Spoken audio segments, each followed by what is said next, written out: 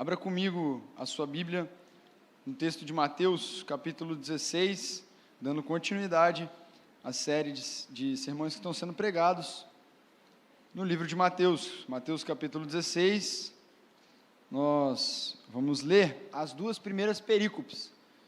Capítulo 16, versículo 1 até o versículo 12. Bíblias abertas. Acompanha comigo, por favor.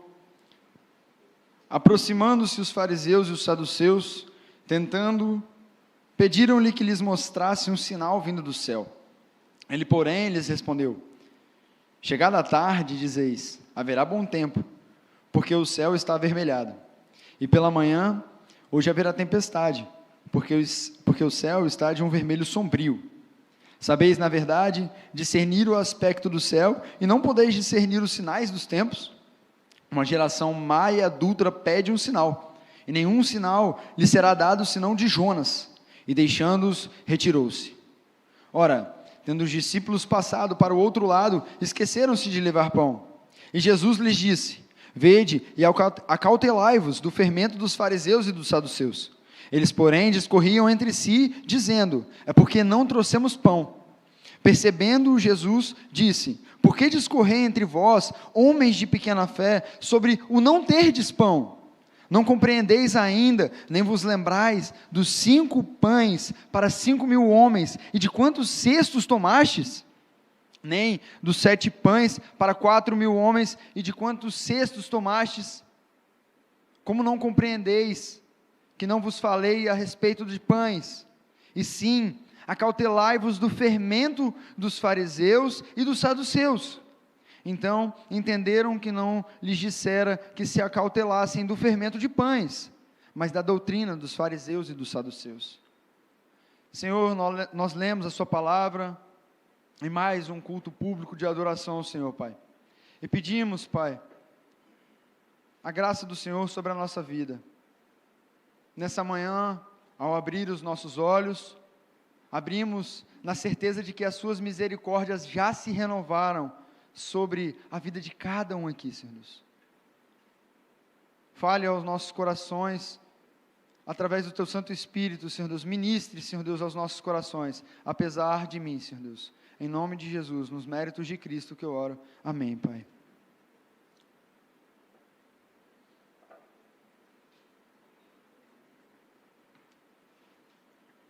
Você já tentou praticar algum esporte de olho fechado? Com os olhos fechados ou com os olhos vendados?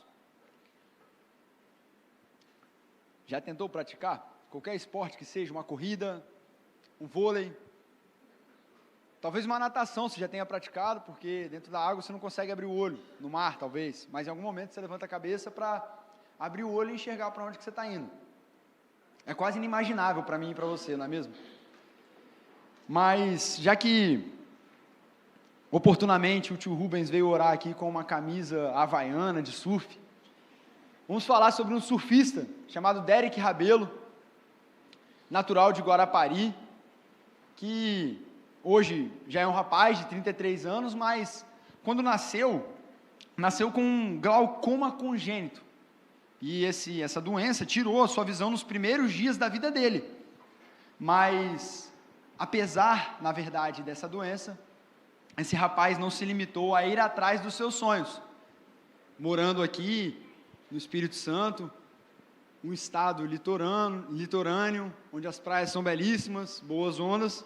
Derek se apaixonou pelo surf, e hoje ele é um dos jovens esportistas mais inspiradores do mundo, justamente porque é cego, e ainda jovem se tornou um surfista profissional. Competiu ao redor do Brasil, posteriormente ao redor do mundo, e ele alcançou feitos únicos, como surfar as perigosas ondas de Pipeline, no Havaí, no estilo da camisa do tio Rubens, e também as ondas de Tiahupo, no Tahiti. Se você tiver curiosidade depois, joga no seu Google aí, agora não, deixa o seu telefone desligado de canto. São ondas que, em ambos os locais, a bancada que faz a onda é muito rasa, e é uma bancada de coral, e junto desses corais tem pedras ali, bancadas rasas, onde o cara dropa a onda, um risco altíssimo. E Derek faz isso cego. Esse rapaz, nós podemos olhar para ele e afirmar com certeza de que toda a caminhada dele até aqui e a caminhada para frente não foi e nem será fácil. Perder um dos sentidos, meus irmãos, é desafiador. A visão, então, que é um componente essencial para a fruição das plenas atividades, minhas e suas, das nossas atividades diárias e dos nossos lazeres também. Além de ser também um fator que determina a qualidade justamente das nossas atividades, daquilo que nós fazemos. Seja ler um livro ou apreciar uma paisagem. Além disso, a visão é importantíssima também, é fundamental para nos auxiliar a fugir de alguma ameaça iminente ou de um possível e eventual estado de perigo. Querendo ou não, meus irmãos, a cegueira limita, mas Derek não deixou a cegueira limitar a vida dele, e vive plenamente, de acordo com a sua limitação, exercendo grandes feitos, que mesmo sem um dos sentidos, ele realiza. Porém, quando nós transportamos o sentido temporal, passageiro, finito da visão, para o sentido eterno, nós vemos que a cegueira, ela não só limita o ser humano, como ela destrói a nossa vida, como ela causa desordem na minha e na sua vida. E é justamente sobre isso que eu queria refletir com vocês nessa noite. Nas duas perícopes lidas, nós percebemos aqui grupos diferentes. A cegueira espiritual tem efeitos trágicos nos mesmos grupos. Nesse sentido, eu convido você a refletir 3 pontos comigo, com base nesse texto, para que nós possamos extrair e aplicar em nossa vida. O primeiro deles, no versículo 1 até o versículo 4, a primeira perícope toda, o verdadeiro sinal para quem vê, para quem enxerga. Quando lemos o texto, nós percebemos que Jesus chegou mais uma vez no litoral ocidental do Mar da Galileia. E aqui ele está em um local mais densamente povoado por judeus, mesmo que viviam ali um povo etnicamente misto, tanto judeus quanto gentios, de outras partes daquela região. E no início do texto nós já percebemos algo curioso: fariseus e saduceus juntos, aproximando-se os fariseus e os saduceus. E o curioso é que esses grupos, eles eram grupos opostos. Nas EBDs que nós tivemos aqui, acredito que em todas as salas foi minimamente mencionado sobre isso. Grupos com pensamentos políticos e pensamentos teológicos diferentes. Os saduceus eram integrantes da aristocracia judaica, enquanto os fariseus eram compostos pelo povo, pelo povão. E por isso, justamente por isso, eles eram um grupo mais relevante. O grupo que também continha cerca de 6.000 integrantes dentro dos fariseus. O próprio Paulo afirmou que era um fariseu antes de ser salvo. Os saduceus, por sua vez, eles eram benquistos pelos ricos, porém, não eram tão influentes quanto os fariseus. Na sociedade, quem exercia uma influência maior eram os fariseus, comparados aos saduceus. E para eles, para os saduceus, o seu grupo era o único grupo capaz, o único grupo admitido para exercer o ofício sacerdotal. Somente eles poderiam ser os sacerdotes, de acordo com os saduceus. Enquanto os fariseus julgavam que era permitido a transmissão da lei ser feita de forma oral pelos rabinos, os saduceus não. Os saduceus acreditavam que a única forma, o único meio autoritativo da lei ser transmitida era a Torá, os 5 primeiros livros. 2 grupos opostos, 2 grupos que se contrariavam, nesse momento juntos, unidos. É como se 2 times diferentes se unissem contra um rival em comum. Por exemplo, o Flamengo joga uma final e vence, não é mesmo? Como venceu. E outros times, como Fluminense, Vasco, Botafogo, se unem para torcer contra. Nesse caso aqui, voltando para o texto, vemos dois partidos unidos, como torcedores rivais se unindo contra um rival em comum. Infelizmente, no futebol nós presenciamos muitas brigas, torcidas organizadas que são chamadas torcidas de pistas, torcidas de briga. E essas torcidas formam alianças com torcidas de outros times. Se você é inimigo do meu inimigo, você é meu amigo. É justamente o que acontece aqui. E aqui nós vemos dois grupos opostos unidos contra um rival em comum. E será que estariam eles ali, fico eu imaginando, ao ler o texto, no primeiro versículo, será que eles estariam ali esperando ansiosamente, desejando ardentemente que Jesus chegasse até essa parte do litoral, para que eles pudessem começar os seus ataques? Como quem estivessem unidos ali, confabulando perguntas para fazer para Jesus, até que eles definem uma pergunta, e ao que parece, é exatamente isso que acontece, porque o próprio texto diz que eles estavam ali prontos para tentar Jesus. Novamente, sobre os dois grupos, é curioso que os fariseus quase sempre andavam sozinhos. Você percebe isso quando você leu, ou quando você deverá ler, por favor faça, no texto de Mateus, o capítulo 9, o capítulo 12 e o capítulo 15, diversos versículos, nós notamos os fariseus sozinhos, e puxando a responsa de ir lá e atacar Jesus, como um grupo que representava os seus direitos, e eles faziam isso com frequência. Contudo, no texto nós vemos aqui essa aliança, uma combinação de forças para atacar um inimigo que cada vez mais se tornava resoluto, forte. E nesse primeiro versículo, nós vemos novamente, como já foi visto em outras partes, em outras porções do Evangelho de Mateus, que o valor dos milagres de Jesus eram reduzidos, a ponto de não validar ele como sendo o enviado de Deus. O valor dos milagres de Jesus era contestado pelos fariseus e por aqueles que os cercavam, no sentido de que você não é o enviado de Deus, faça de novo. Queridos, uma coisa era certa: impossível para qualquer um que visse, que presenciasse Jesus à sua frente realizando milagres, negar o poder extraordinário do próprio Deus.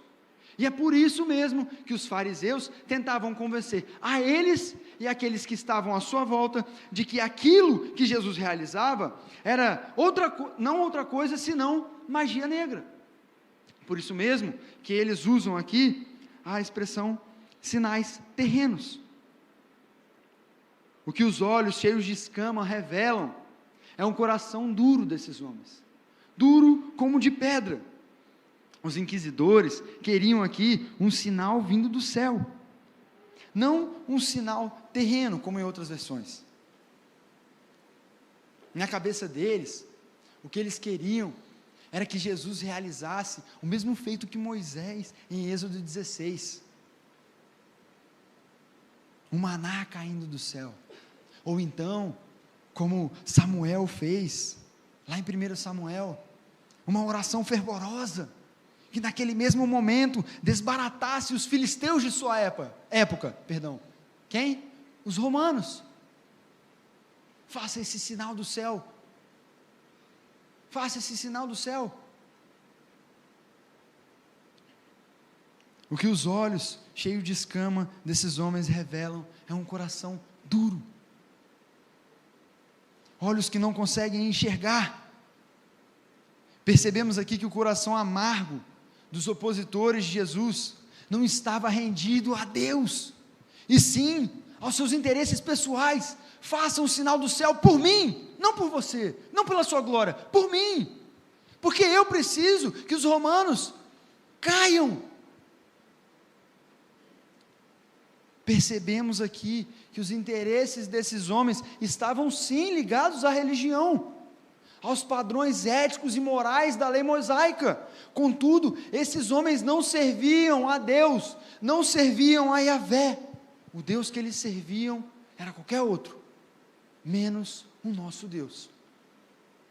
Como pedir um sinal para o próprio sinal encarnado na sua frente. Como pedir um sinal para o próprio Jesus, um sinal do céu? Veja, já não é um sinal grandioso este, o próprio Deus encarnado. Jesus já não havia fornecido provas o suficientes do caráter genuíno da missão dele, já não havia ele agido em cumprimento com as profecias do Antigo Testamento.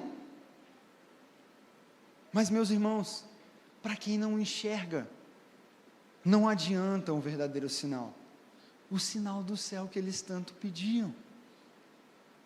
E no versículo 2 e 3, Jesus censura esses homens, já que eles sabem interpretar o aspecto dos céus, mas não sabem interpretar os sinais dos tempos. A visão, o sentido desses homens ainda não havia sido transportado para o sentido eterno, para a eternidade. As condições climáticas que rodeavam aquela sociedade, aquele tempo, aquele povo, aquela região, chamava mais atenção do que os eventos extraordinários que introduziram mudanças históricas transcendentais. Uma coisa que eu particularmente sempre fico pensando, trazendo já uma das aplicações desse texto, é sobre o próprio calendário que vivemos hoje. O próprio calendário é um calendário cristão, que a maior parte do mundo aceita viver. E quando nós agimos como esses homens, focando em mudanças climáticas, aspectos avermelhados e sombrios do céu, nós esquecemos do verdadeiro sinal que introduziu mudanças históricas e transcendentais, como o curso da própria história, da minha e da sua história. Veja, a vinda do Filho do Homem a este mundo, com ênfase no poder, na graça e no amor de Deus, não chamavam a atenção desses homens. Pouco interessava. Isso é de se indignar. Como pode? Como pode? Uma pessoa em sã consciência, alguém com suas habilidades civis, capaz, pouco interessada na vinda do Filho do Homem, do próprio Criador.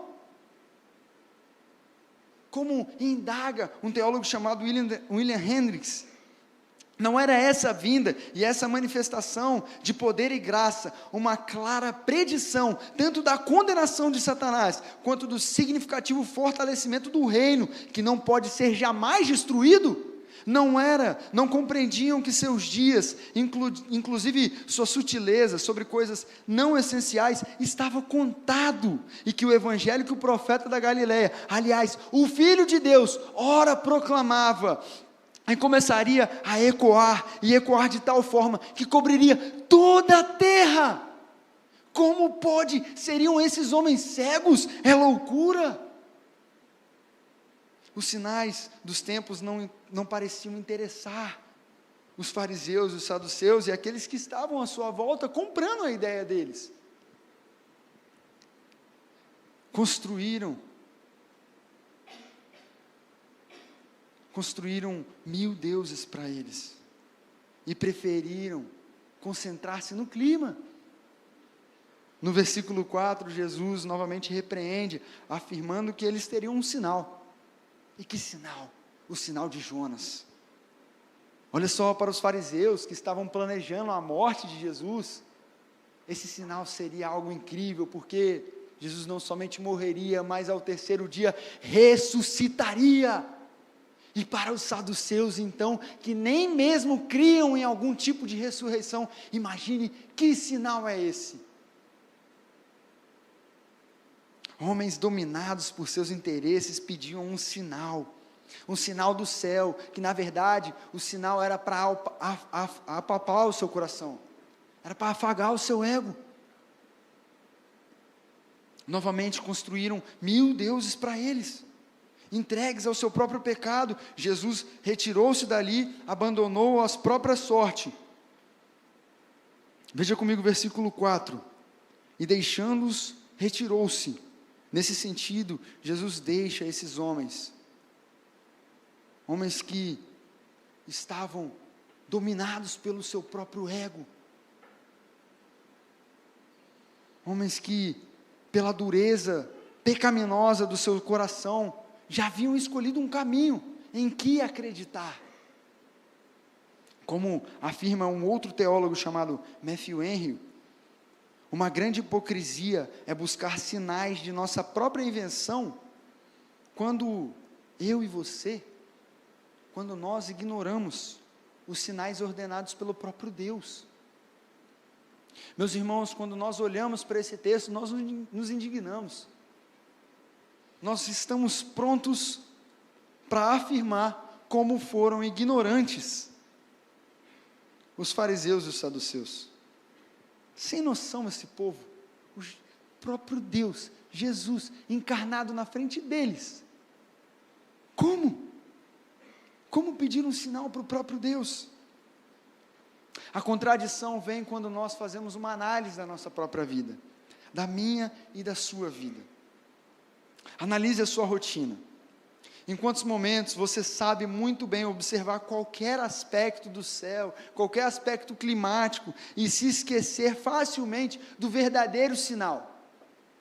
Em quantos momentos do seu dia, da sua rotina, dentro do que você faz, dentro da sua família, dentro das suas obrigações,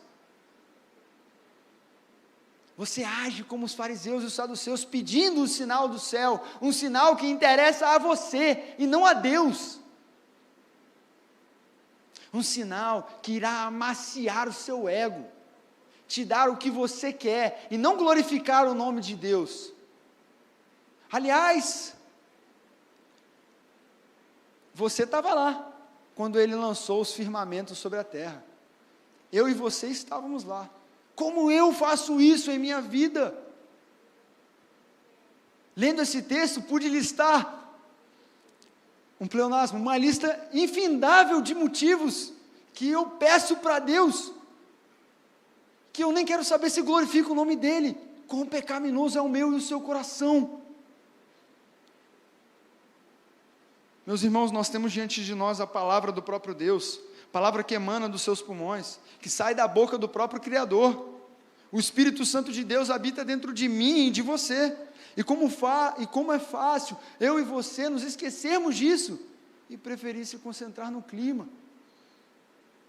Entenda o clima como qualquer outra coisa que tire a atenção do nosso Senhor, que destrone Ele do nosso coração. E continuando no texto, e na viagem de Jesus, temos agora Cristo indo com os seus discípulos para o lado oriental do Mar da Galileia. E chegamos no nosso segundo ponto, nos versos 5 ao verso 10, nós percebemos que distrações cegam, distrações que cegam. Logo no início dessa perícope, temos uma cena comum na viagem de qualquer um. Quando nós lemos ela nos 3 evangelhos sinóticos, nós percebemos que, já em um certo ponto, longe demais para fazer um retorno, voltar de onde eles saíram, vem aquele pensamento terrível. Quando você está no volante do carro, assim, dirigindo, bate na sua cabeça, esqueci. Certamente isso já aconteceu com você. Certamente você já passou por um momento parecido. Esqueci o carregador, ou pode ser pior, esqueci a escova de dente, esqueci o desodorante. Pelo menos tem como comprar, mais barato que um carregador. No caso dos discípulos, vemos no verso 5, que o que foi esquecido foi o pão. O texto lá no capítulo 8 de Marcos, no versículo 14, nós vamos ver que eles tinham apenas um pão. Enquanto isso, paralelamente a esse esquecimento, Jesus, junto deles, ainda estava pensando no seu último e recente confronto, na sua última experiência com esses dois grupos. Por sinal, aqui, Cristo refere-se a esses dois grupos como um só. Afinal, apesar da aparência diferente dos costumes diferente, o princípio básico que regulava a vida desses dois grupos era o mesmo. E o meio para alcançar a sua salvação concentrava-se no próprio braço, na sua própria força. Era isso que, no fim das contas, esses dois grupos acreditavam. E nesse sentido, Jesus olha para os seus discípulos e alerta eles energicamente: vede e acautelai-vos do fermento dos fariseus e dos saduceus. Pois, uma vez que o fermento penetra inicialmente, de forma crescente, o que doutrinavam esses homens, influenciavam tanto a vida deles, quanto de quem estava à sua volta, e tomava uma forma grande.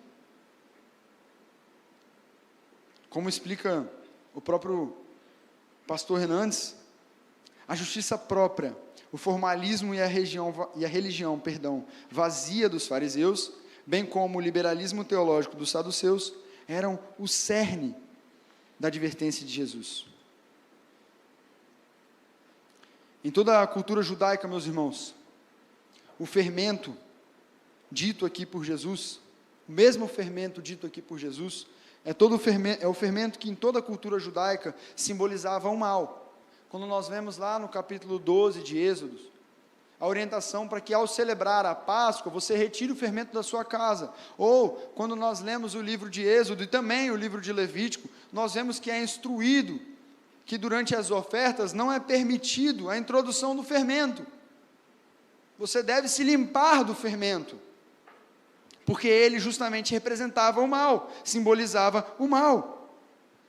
Ainda mais curioso que os discípulos sabiam disso e tinham acabado de escutar Cristo ministrar a parábola do fermento, em Mateus 13, recentemente. Dias atrás eles tinham ouvido a parábola do fermento. Incrivelmente, os discípulos entenderam de forma errada.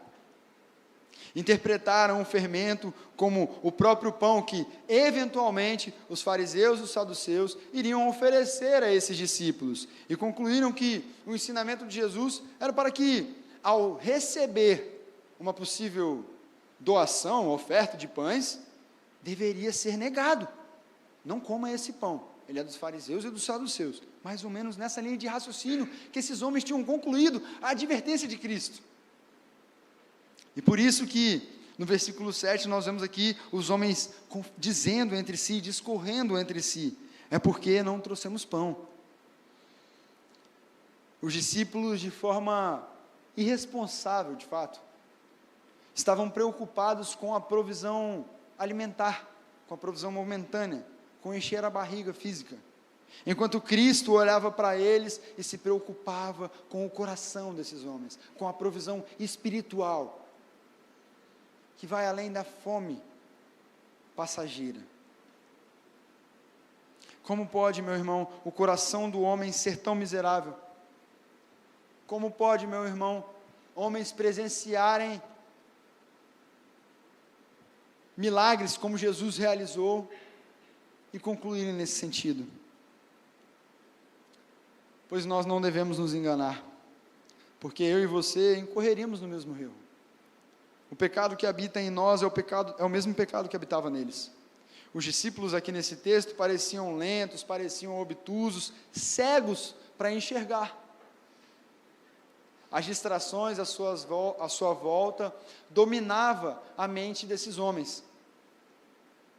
E novamente, olhando para esses primeiros versículos desse segundo ponto, eu convido eu e você para fazermos uma autoanálise.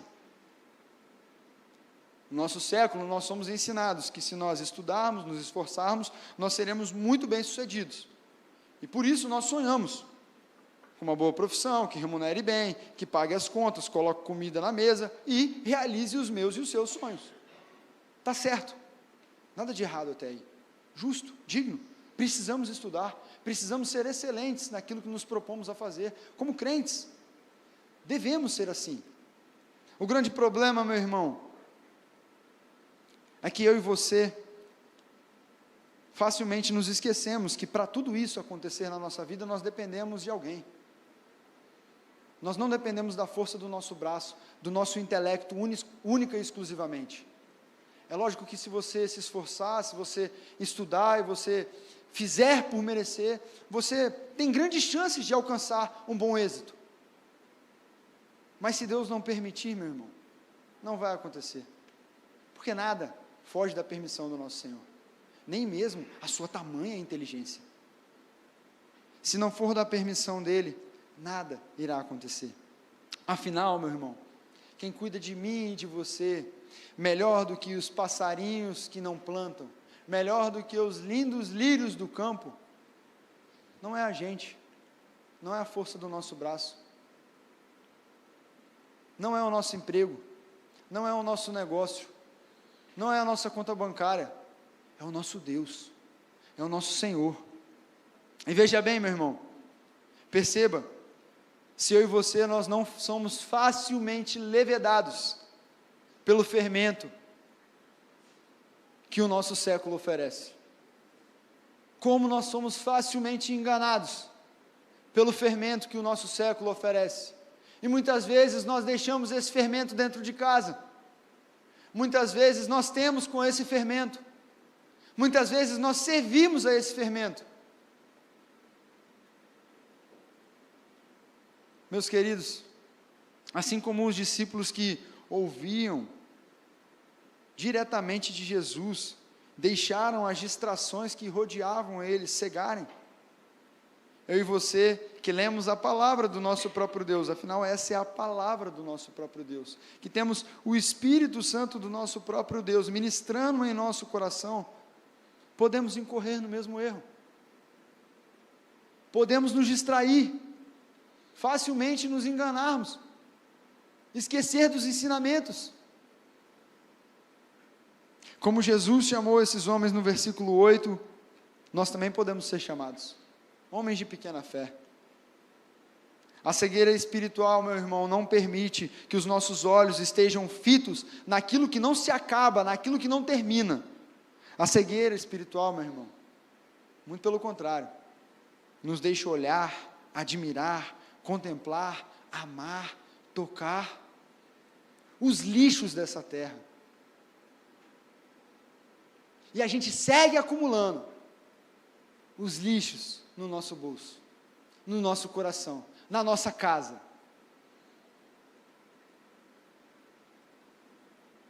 Homens de pequena fé, que título indigesto, um título indigesto para mim e para você. Aqueles homens tinham a presença do próprio Cristo e ouviam diretamente dele. Contudo, esses homens não receberam de forma suficiente no coração o benefício dessa presença. Aqueles homens, além de ouvir diretamente do próprio Deus e não receber esse benefício, e não usufruir desse benefício, também não aplicavam as lições que eles ouviam da própria fonte. Como nós podemos ser parecidos com esses homens? Eu olho para esse texto e eu consigo me enxergar em diversos momentos da minha vida. Em diversas situações, que eu poderia ficar aqui horas para os irmãos contando, situações práticas. Esse título é indigesto, meu irmão, não só para eles, mas para mim e para você, porque muitas vezes nós olhamos para as histórias bíblicas e nós nos colocamos em um pedestal, achando que nós somos melhores, ou que eles deram algum tipo de mole, um vacilo, porque eles tinham o próprio Deus falando no Antigo Testamento, e no Novo Testamento, muitos deles ali nos Evangelhos, tinham a presença do próprio Jesus. Mas meus irmãos, nós somos igualmente indesculpáveis, nós temos a presença do próprio Espírito Santo em nós, habitando em nós, nós temos o pão do próprio céu, que saciou a nossa fome, e o meu desejo é que esse título não seja imputado nem a mim e nem a você. No finalzinho, no versículo 9 e 10, o Senhor tenta trazer à memória deles o que havia feito há pouco tempo, porque aparentemente, como vemos aqui, Jesus pergunta no sentido de que, vocês não se lembram Vocês acabaram de se esquecer? Quantos cestos? Quantos cestos vocês recolheram não só uma, mas 2 vezes? O fracasso de aplicar nessa situação, na presente situação da vida dos discípulos, os milagres do passado é injustificado. Porque eles ali andavam com Cristo. Alguns, ao lerem essa história, analisar essa parte, esse trecho do Evangelho, afirmam que esse fato aqui da história, esse trecho, essa porção da Bíblia, não é natural. E por isso, eles concluem que não é histórico. É como se fosse uma invenção. Contudo, nós crentes, eu e você, que professamos o Senhor como Senhor e Salvador, para nós, que aceitamos a palavra do próprio Deus como regra de fé e prática, como verdade, não há problema nenhum, não há dificuldade nenhuma que seja insuperável para crer nesse evento, e olhar para esse evento e aplicar na nossa vida. E por fim, nós chegamos no último momento. Jesus termina a exortação, e agora os olhos dos discípulos conseguem enxergar. Acautelai-vos do fermento contaminado. E agora os olhos dos discípulos conseguem entender o que significa essa instrução. O fim dessa advertência, começando no versículo 11, começa com uma pergunta repleta de indignação. Como não compreendeis que não vos falei a respeito de pães? Como podem não se lembrar desse feito, meus filhos? Como podem vocês não se lembrarem desse feito? E se a preocupação de vocês está no pão, de fato, para um pequeno grupo, esse sentimento não está nem um pouco no local que deveria estar. Tendo em vista o que Jesus havia feito com poucos pães para alimentar milhares, 2 vezes, não só uma, mas 2 vezes, alimentar milhares. Imagine só, um pão para 12 homens. Como nós, mais uma vez, nos encaixamos nessa porção. Que capacidade, meus irmãos, os discípulos tinham e nós temos de esquecer os grandes feitos de Deus em nossa vida. Na verdade, durante toda a narrativa bíblica, o povo de Deus tem essa capacidade. Nesse ponto, o povo de Deus consegue tirar a nota máxima, esquecer dos feitos do Senhor na vida do seu povo. Por exemplo, ao sair do Egito, todos vocês se lembram que, ao passar pelo Mar Vermelho, com os pés secos, e logo depois, pararem em um certo ponto do deserto, o povo olha para Moisés e pergunta: uai, você tirou a gente lá do Egito, onde é que eu tinha comida, minha barriga estava cheia, para morrer aqui de fome? Olha o que esses homens tinham visto. E o que nós vemos em nossa vida, será que é tão diferente? Os milagres que Jesus realiza na nossa vida. Nós esquecemos facilmente quem nos resgatou do império das trevas e nos transportou para o seu reino de amor. E como aqueles que são donos do próprio nariz e do próprio tempo, reclamamos em qualquer circunstância adversa. Olha, aqui não está bom, Senhor. Aqui está ruim para mim. Manda um sinal do céu. Como fizeram os fariseus e os saduceus. Os discípulos foram advertidos da doutrina dos fariseus e dos saduceus lá no início. Uma advertência urgente para mim e para você, hoje também, meus irmãos. Não é difícil eu e você escutarmos, nos nossos nichos sociais, ou na tela do Instagram, do TikTok, enfim, quando a gente está rolando a tela do telefone, alguém dizer algo do tipo: não preciso estudar doutrina, não preciso estudar teologia, o que eu preciso é de Jesus, eu preciso do amor de Jesus na minha vida, o amor de Jesus basta, teologia não estudo doutrina não. Além de vaga, essa frase ela carrega consigo uma contradição terrível, uma vez que a própria Bíblia, em quase sua totalidade, é doutrina. E nesse texto em específico, o próprio Deus visa orientar os seus discípulos a focarem nos ensinamentos do próprio Filho.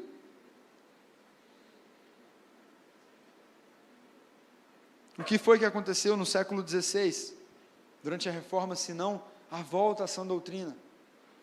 Nós precisamos, meus irmãos, nos aplicar aos conhecimentos bíblicos, focar a nossa vida em conhecer mais e mais o Senhor, esquecer as distrações desse mundo, e nos acautelar do fermento desse século. O que esse texto nos ensina é irmos contra o tradicionalismo dos fariseus, o secularismo dos herodianos, a incredulidade dos saduceus e o pessimismo dos discípulos. Já no fim, no último versículo, os discípulos entenderam. Assim como acontece comigo e com você, aconteceu com eles também.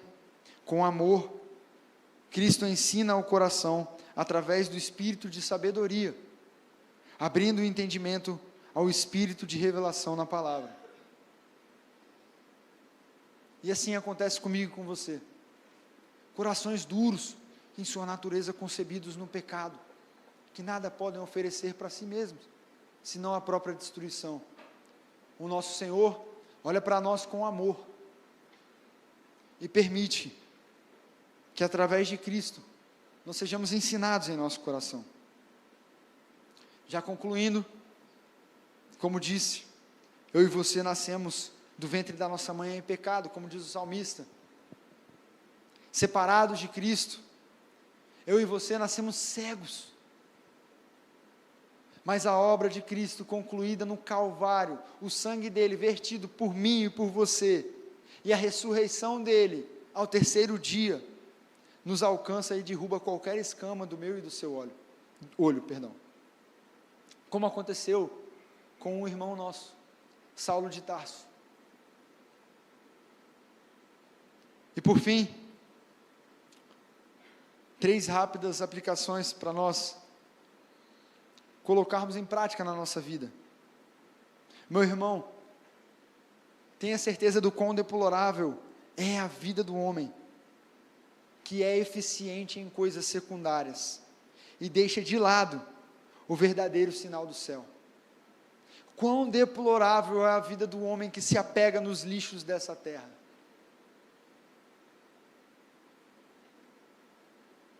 Depois eu indico você que escute um novo álbum de sermão do pastor Marcos Teles. Ele fala um pouco disso, nos sermões que ele escreve durante esse álbum. Eu particularmente não gostei muito das músicas não, mas eu gostei muito de cada sermão. E ele diz que nós, crentes, cada vez mais estamos mandando formados, graduados, doutores, mestrados, enfim, homens eficientes em coisas secundárias, estamos mandando para o inferno. A igreja fabricando isso. Devemos sim focar nos estudos, nas coisas secundárias também, para a glória de Deus, mas primeiro vem as primeiras coisas. Buscar a palavra do Senhor, conhecer o nosso Deus.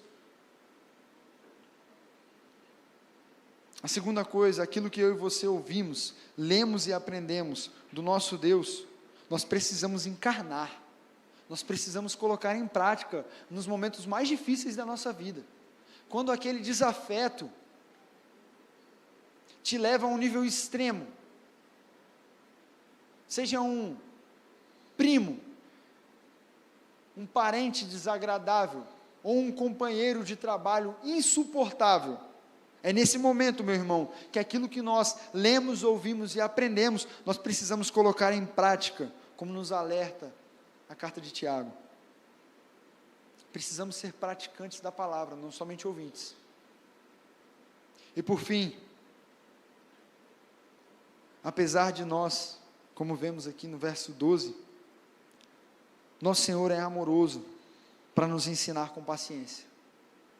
Apesar de mim e de você, mesmo que nós façamos força para o contrário, para não aprender, o nosso Senhor é amoroso e paciente, para derrubar as escamas dos nossos olhos, e fazer com que possamos enxergar, tendo a visão transportada para a eternidade, não sendo cegos espiritualmente. Porque, como começamos falando sobre o Derek, a vida dele enfrenta vários desafios, como um cego, no sentido físico aqui, desse tempo, deste século. Meus irmãos, você talvez não tenha ideia da quantidade de desafio que você enfrenta sendo um cego espiritualmente. Você talvez não tenha ideia de como a sua vida é dificultada sendo um cego espiritualmente. Que o Senhor tenha graça e misericórdia da nossa vida, porque precisamos.